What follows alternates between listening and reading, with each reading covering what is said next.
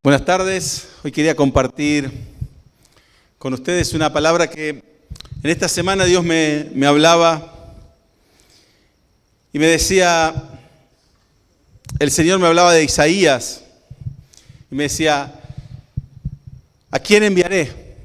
Dice la palabra. Y Isaías responde, heme aquí, envíame a mí. Si Dios estuviese en este lugar, que Dios está, pero si entrara físicamente por este lugar, y Dios hiciera esa pregunta, tengo que enviar a alguien a predicar la palabra. ¿A quién podré enviar? ¿Cuántos de nosotros saltaríamos de la silla y diríamos, heme aquí, envíame a mí? Creo que muchas veces lo decimos tal vez, pero pareciera que no fuese algo que lo sintamos, por así decirlo, internamente. A veces lo decimos de palabra, pero pareciera que nos olvidamos el llamado que Dios tiene sobre nuestra vida. Que Dios nos llama a predicar la palabra, a ir a buscar a aquellos que están perdidos. Porque cuando Dios habla, Dios hace esa pregunta, no es una pregunta genérica. No quiere hacer una intención de votos. No quiere saber cuál es el trend. No quiere saber, bueno, cuántos podrían ir, a cuántos podría mandar. Es más que nada un llamado de Dios, una voz de Dios en desesperanza, tratando de alcanzar a aquellos que en este tiempo, hoy, están perdidos. En Isaías 6:8 dice, después oí la voz del Señor que decía, ¿a quién enviaré y quién irá por nosotros? Isaías dice, entonces respondí yo, heme aquí, envíame a mí. Este texto se habla acerca del llamado que tuvo Elías a hacer la obra de Dios.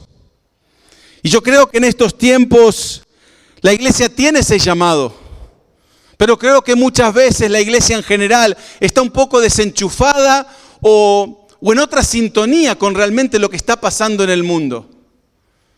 Es como que la iglesia a veces está pensando en nueva tecnología, en nuevas cosas, en cómo hacer la reunión más amena, en cómo hacer para que la gente no se aburra, en vez de realmente tener esa carga por aquellos que hoy están perdidos. Y hoy, si partieran, estarían una eternidad lejos de Dios. Las almas se están perdiendo y creo que lo habíamos hablado un par de veces. Hay muchos que capaz que nos tienen ese dolor en su corazón por aquellos que se están perdiendo. Porque realmente yo creo que el corazón de Padre, de Dios, de ver cuántos se están perdiendo hoy, debe haber pena en su corazón por aquellos que no van a pasar una eternidad cerca de Él. Y creo que muchas veces Dios nos dio ese llamado, cuando Jesús dijo, id y predicad a las naciones. Lleven mi palabra, hablen de mí. Que la gente se convierte y dice, bautícenlos en el nombre del Padre, del Hijo y del Espíritu Santo. Y ese es el mandato que Jesús nos deja. Pero muchas veces no entendemos la gravedad o la importancia de ese mandato. A veces pareciera que fuera opcional. ¿Puedo hacerlo o no puedo hacerlo? Pareciera que fuera una sugerencia por parte del Señor, cuando realmente es una urgencia de parte de su corazón. Yo creo que Dios tiene dolor en su corazón por aquellos que se están perdiendo. Porque entiendo como padre, a mí no me gustaría que mis hijos se perdieran.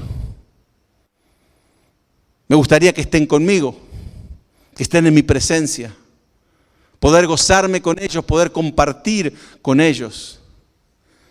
Yo creo que el corazón de Dios tiene dolor porque tal vez no encuentra a quién enviar. Porque hace el llamado y el llamado está escrito y lo hizo más de 2000 años y hoy muchas veces la iglesia está dormida en ese llamado. En realmente ir por aquellos que están perdidos. Como si hoy fuese la última noche antes de que el Señor viniera. Como si fuese el último momento que Dios nos da antes de su regreso. Y realmente que muchos se pierdan.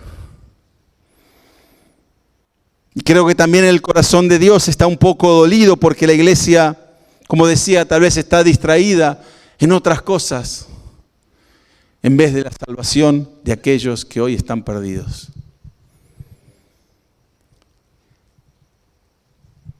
Y creo que me preguntaba un poco por qué tal vez no estamos de alguna forma con esa urgencia por ir y llevar la palabra. ¿Por qué tal vez no estamos o no sentimos el dolor que Dios siente por cada uno de que se pierde? ¿Será porque tal vez estamos muy ocupados con nuestras propias cosas? ¿Será si Dios, como decía, viniera y dijera, bueno, hay que ir a predicar, bueno, pero yo tengo mis cosas. Tengo que terminar mis trabajos, tengo que cumplir con mis trabajos, tengo responsabilidades. Se hace difícil. Y de alguna forma vemos a Jesús, que Él es el ejemplo de nuestro modelo, que cuando parecía que estaba perdido y haciendo cualquier cosa, dice en Lucas 2:49, dice, entonces le dijo, ¿por qué me buscáis? ¿No sabéis que en los negocios de mi Padre es necesario que yo esté? Cuando hemos conocido a Dios y hemos entrado a su familia, somos parte de la familia, somos hijos e hijas de Dios. Y la pregunta es, ¿cuántos de nosotros estamos en los negocios del Padre? ¿Cuántos de nosotros nos preocupamos por el reino de nuestro Padre? ¿Cuántos de nosotros podemos decir, estoy ocupado en los negocios de mi Padre? Estoy ocupado en extender el reino, estoy ocupado por alcanzar a aquellos que están perdidos, estoy ocupado por orar por aquellos que están enfermos, estoy ocupado por aquellos que hoy están lejos de mi Padre. ¿Cuántos de nosotros podríamos decir eso? Y creo que Jesús, de alguna forma, obviamente la tenía clara en esa. Él sabía por qué había venido. Él sabía por qué estaba en esta tierra, para estar en los negocios de su Padre, para que nosotros hoy podamos entrar confiadamente ante la presencia de Dios y poder pararnos como hijos y como hijas de Dios. ¿Qué hubiera pasado si Jesús no hubiera tenido esa urgencia? ¿Qué hubiera pasado si Jesús hubiera dicho, no, ¿para qué voy a ir a la cruz? Espero unos años más. Vivo la vida. Viajo con mis discípulos un poco más. No conozco Italia todavía, así que podemos ir para allá. Y Él se hubiera demorado en hacer la obra, en hacer lo que Él venía a hacer. Y muchas veces no entendemos la urgencia de ese llamado.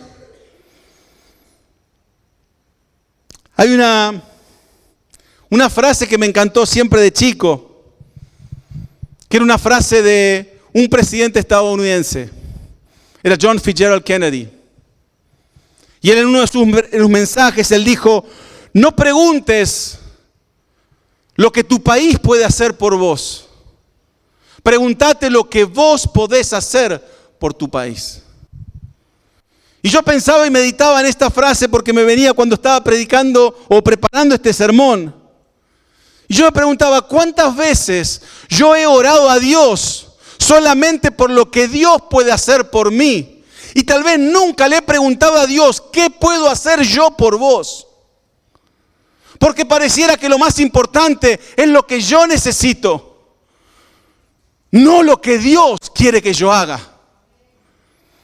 Y muchas veces nuestras oraciones se convierten en una lista de pedidos. Necesito esto, y que me des trabajo, y que me aumenten el sueldo, y que me salga la visa, y que pueda hacer esto, y que pueda hacer lo otro. Amén. Y nos quedamos nada más en esa parte, en preguntar qué es lo que Dios puede hacer por mí. pero nunca nos ponemos a orar, Señor, heme aquí. ¿Qué quieres que yo haga? ¿Qué puedo hacer yo, tu hijo, tu siervo, por vos? ¿Qué es lo que querés que yo haga en este tiempo? ¿A dónde querés que vaya? Y creo que eso es un poco lo que vemos en la palabra de Dios, que los primeros discípulos, los hombres que buscaban a Dios, no pedían lo que ellos necesitaban. Escuchaban lo que Dios les decía y hacían lo que Dios les ordenaba.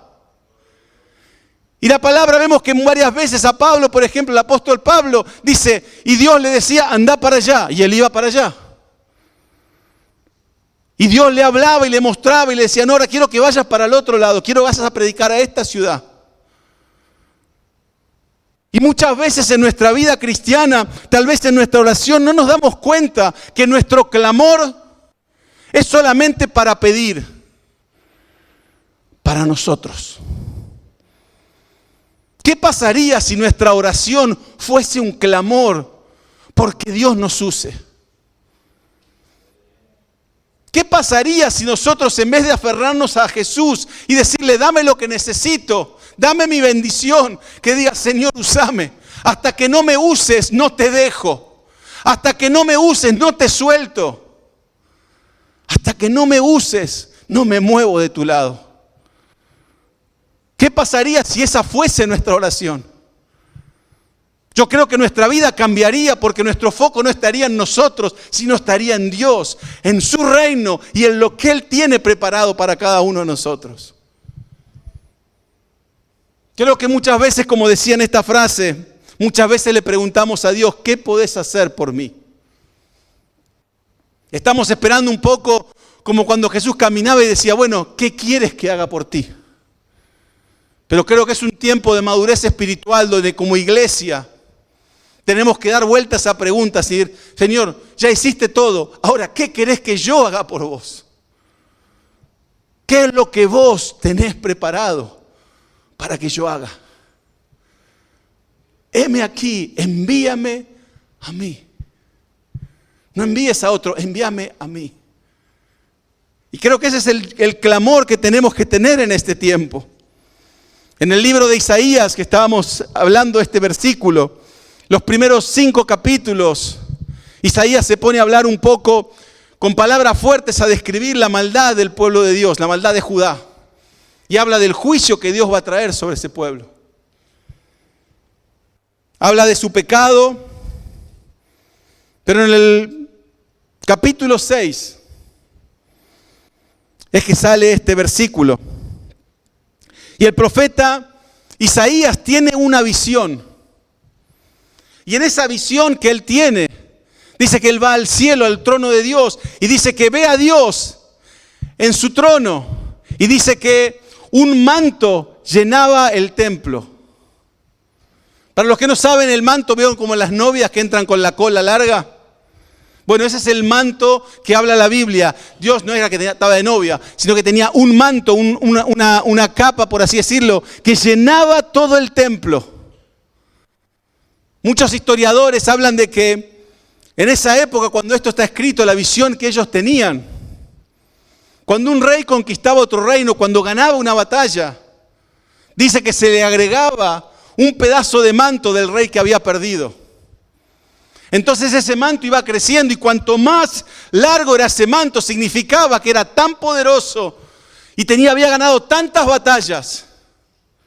Es por eso que de alguna forma describe este manto llenaba el templo. No hay nadie que se pueda parar contra nuestro Dios. Y es por eso que su manto llenaba el templo. Él ha ganado todas las batallas. Y gracias a Él somos más que victoriosos en Cristo Jesús.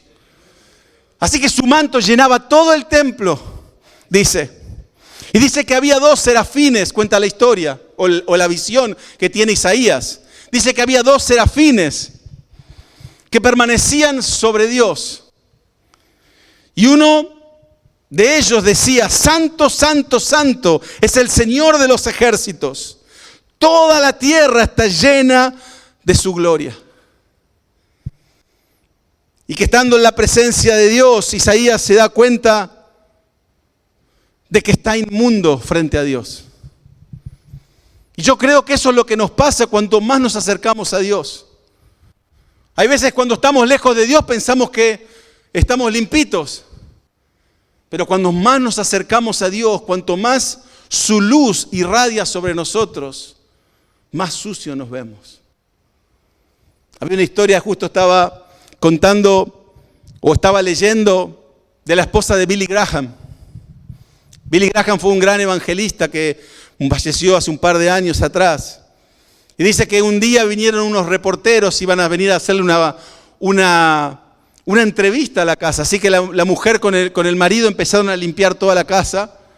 Entonces cuando vinieron los periodistas se sentaron en el living de la casa, pusieron las luces y cuando las prendieron, ella se dio cuenta de todas las telarañas que estaban en el techo, que no las había visto. Y creo que muchas veces eso es lo que sucede en nuestra vida. Cuanto más nos acercamos a Dios, más vemos el pecado que hay en nosotros.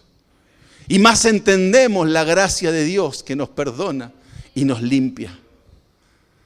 Cuanto más nos acercamos a Dios, más entendemos su sacrificio.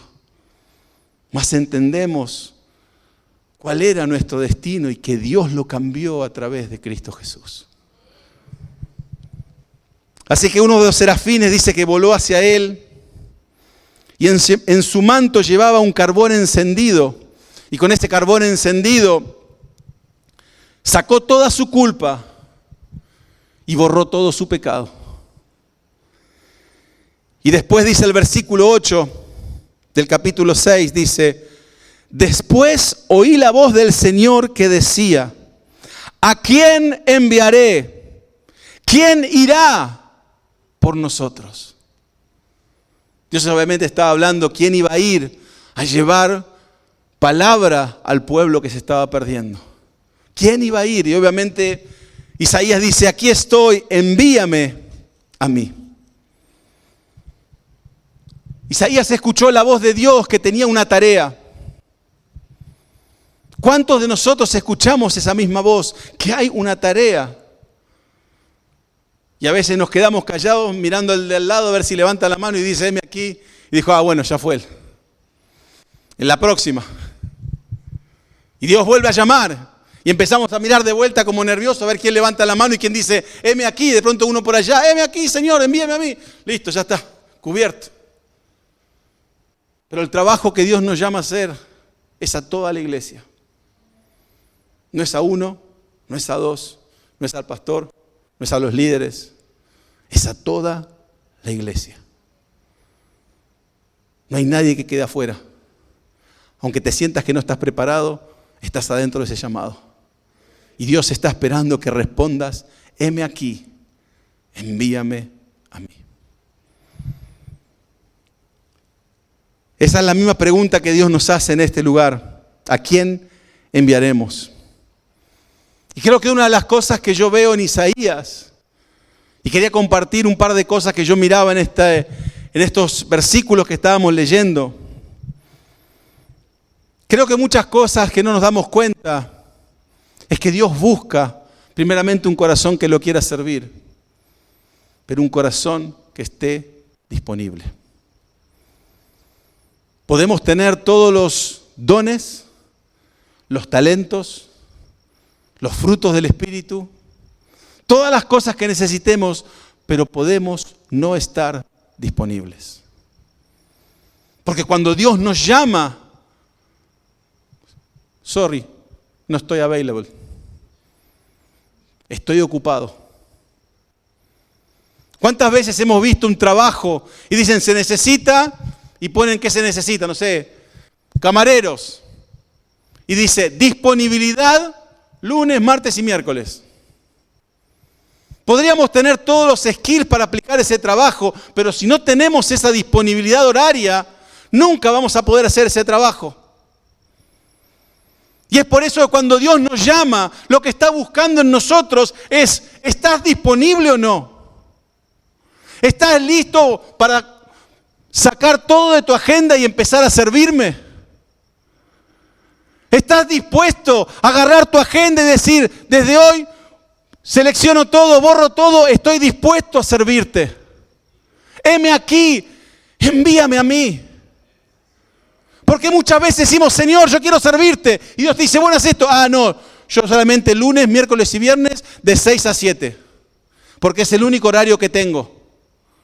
Y muchas veces nos ponemos en esa situación donde Dios dice, te quiero usar, pero no estás disponible. ¿Y de qué sirve tener los dones, los talentos, si no estás disponible? ¿De qué sirve no estar disponible y tener todos los talentos? Tal vez en ese momento Dios busca al que no tiene talentos, pero está disponible.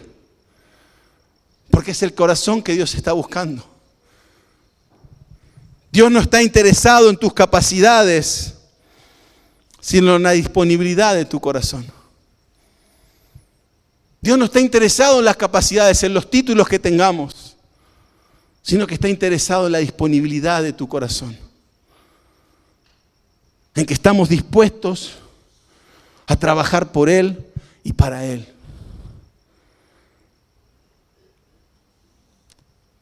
Hay una frase que decía, es mejor disponible sin talento que talentoso indisponible.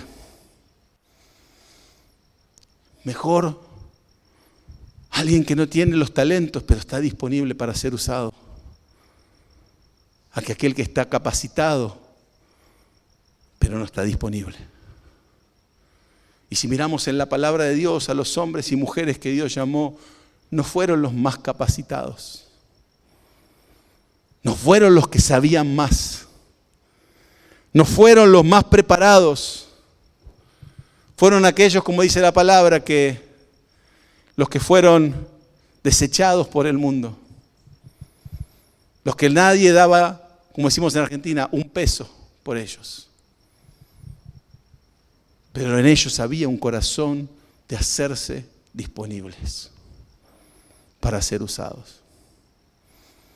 Muchas veces oramos a Dios para ser usados, pero nos olvidamos de hacernos disponibles, de estar abiertos para ser usados en ese momento. Y yo creo que nuestra mayor habilidad tiene que ser nuestra disponibilidad. Que cuando Él diga, ¿a quién enviaré? Heme aquí, Señor, yo estoy listo para salir, con la valija listo. ¿A dónde debo que ir? Porque va a pasar, si no, como pasó en la palabra, cuando ese hombre vino y le dijo, Señor, ¿qué tengo que hacer para ganarme la vida eterna? Bueno, vendé todo y seguime. Tengo que esperar a mi papá que se muera. Voy a enterrar a mis padres y después te sigo. No estaba disponible. No tenía en su corazón esa disponibilidad para ir y servir a Dios. Entonces creo que nuestra mayor habilidad puede ser tener un corazón disponible. Yo te aseguro, cuando vos pones a Dios en primer lugar, no es que decís, bueno, no importa el trabajo, renuncio. No importa el estudio, renuncio. No importa mi matrimonio, renuncio. No se trata de eso.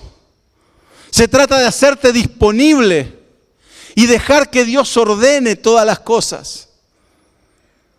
Dejar que Dios obre en tu vida. Dejar que Dios vaya buscando la forma en que te puede usar, pero sabiendo que vos estás disponible. 24 horas al día, los 7 días de la semana, los 365, o este año 366, porque fue bisiesto, días del año. Pero estar disponible para Dios.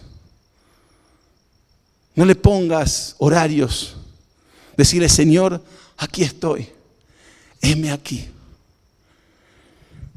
La segunda cosa que miraba acerca de servir a Dios y de decirle a Dios, heme aquí, quiero que me uses, es aceptar que Dios tiene un tiempo perfecto para usarte.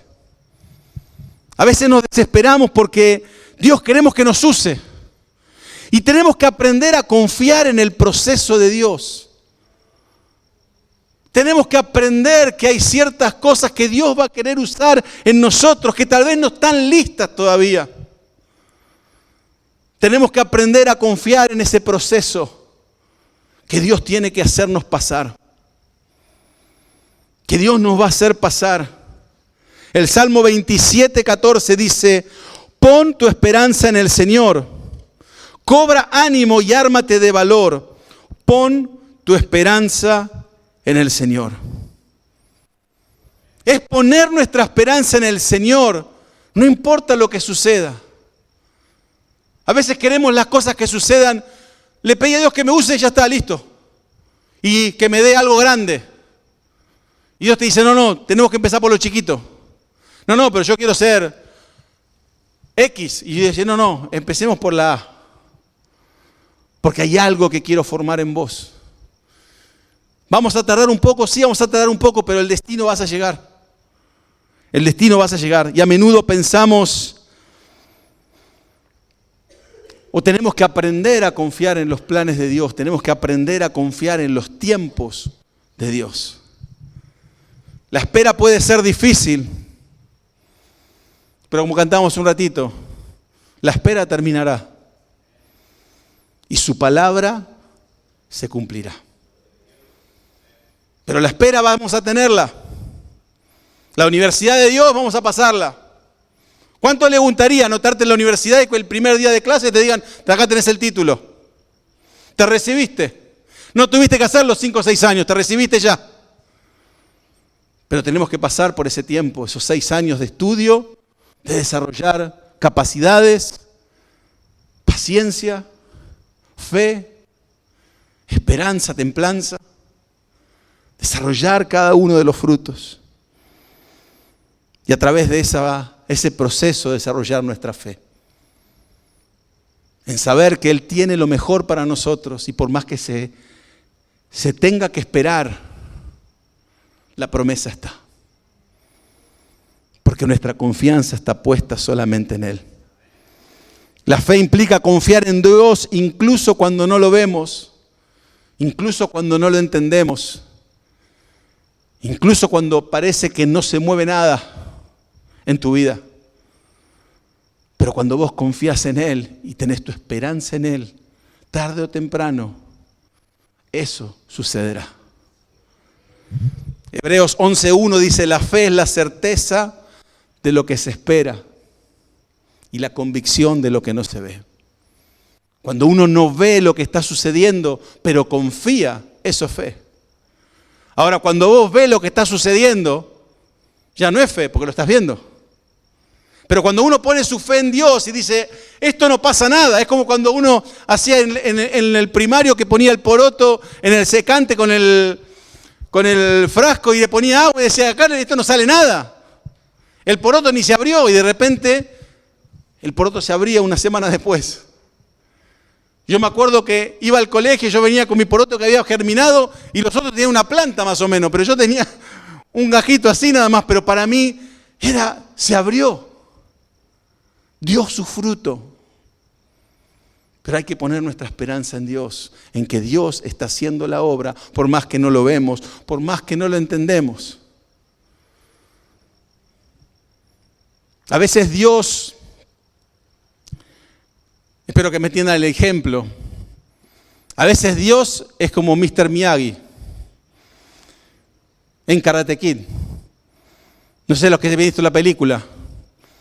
Que lo ponía el chico, decía, bueno, quiero aprender karate. Y le decía, bueno, ahora tenés que encerar el auto. Y estaba, encerar, pulir, encerar, pulir. Y decía, listo, vamos a pelear. Ahora tenés que pintar la fensa. Mano derecha, mano izquierda, tablones largos, tablones cortos.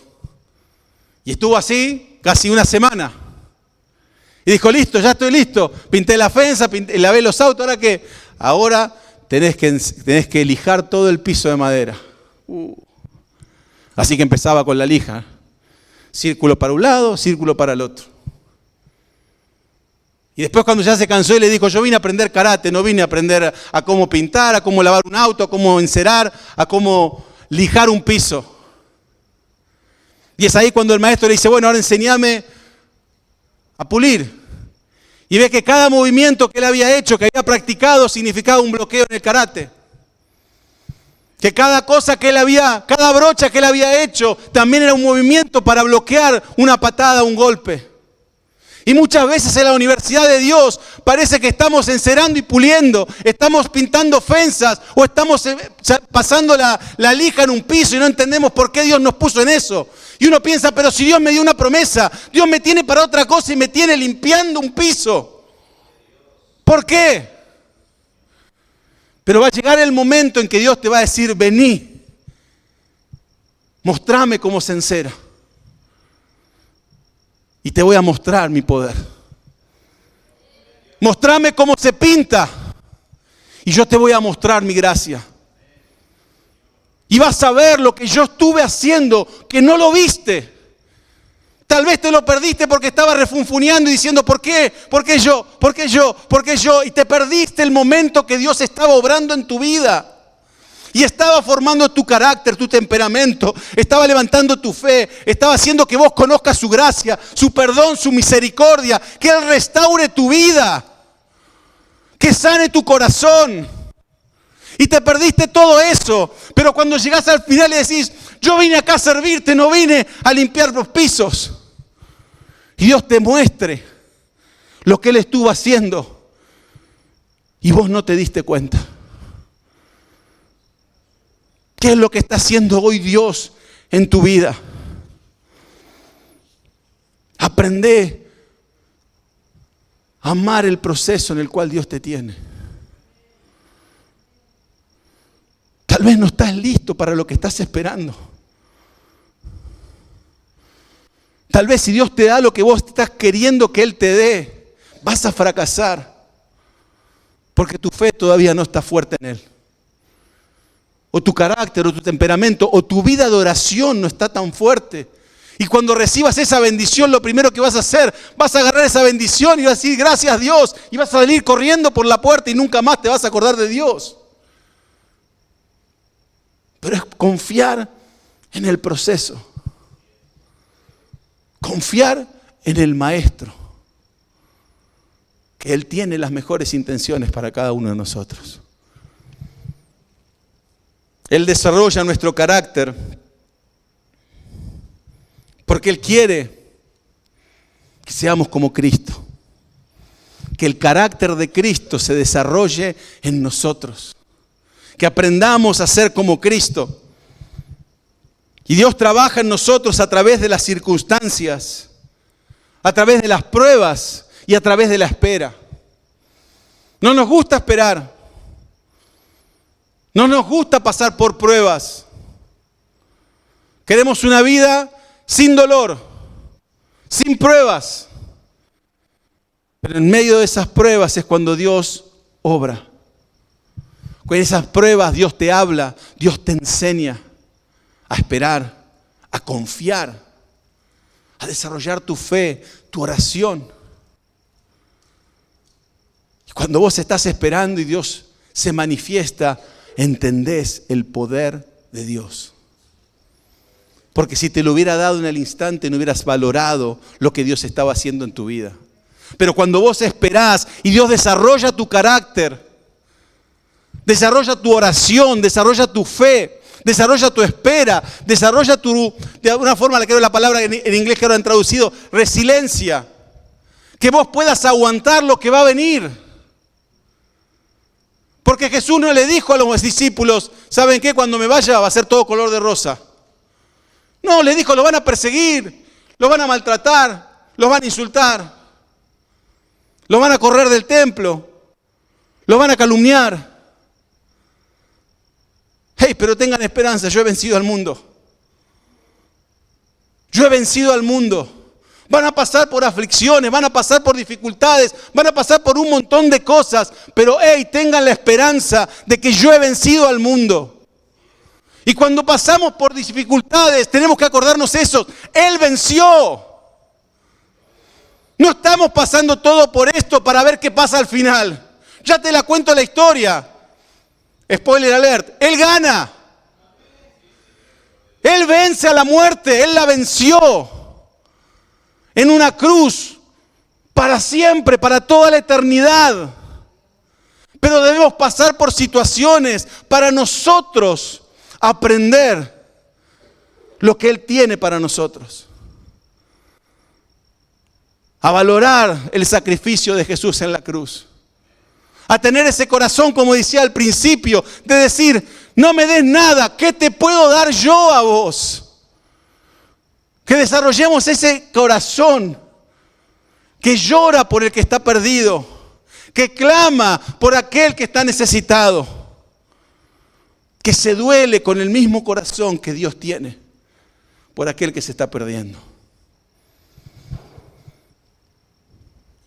La otra cosa que yo veo y creo que muchas veces nos falta es la obediencia.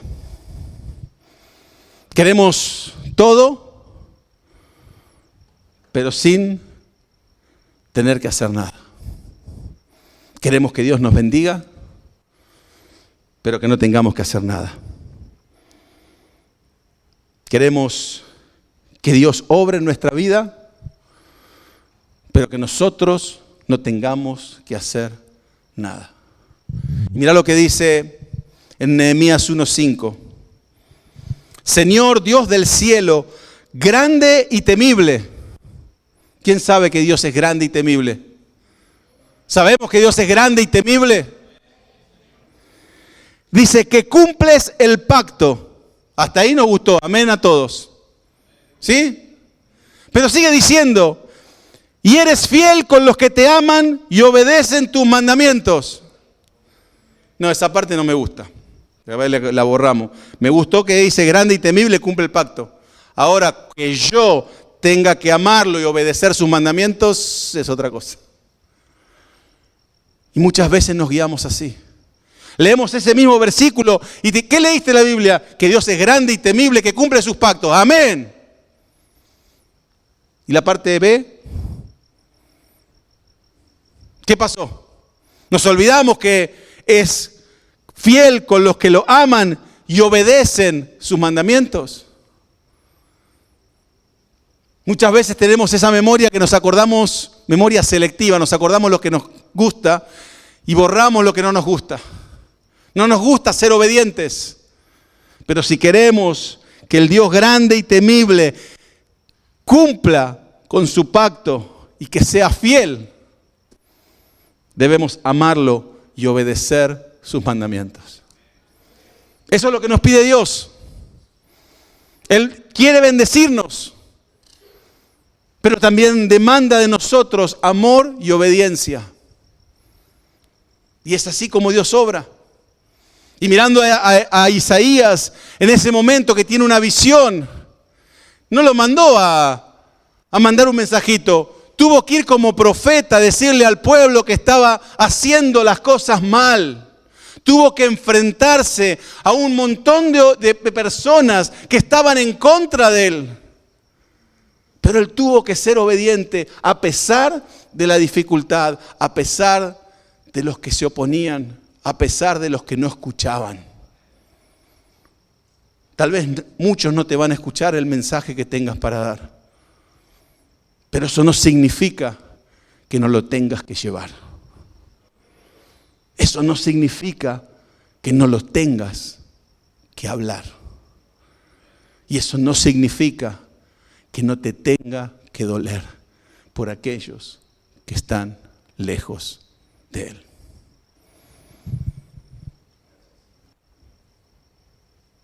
La otra cosa que yo miraba en esta historia, porque muchas veces, creo que lo dije unas par de veces, muchas veces miramos las historias bíblicas y decimos, bueno, pero ese era Isaías. Y Pedro predicó y se convirtieron miles. Pero ese era Pedro. Y de alguna forma ponemos en un altar a cada una de esas personas que Dios usó como si fuesen superhombres o supermujeres. Porque son especiales, porque han hecho grandes cosas.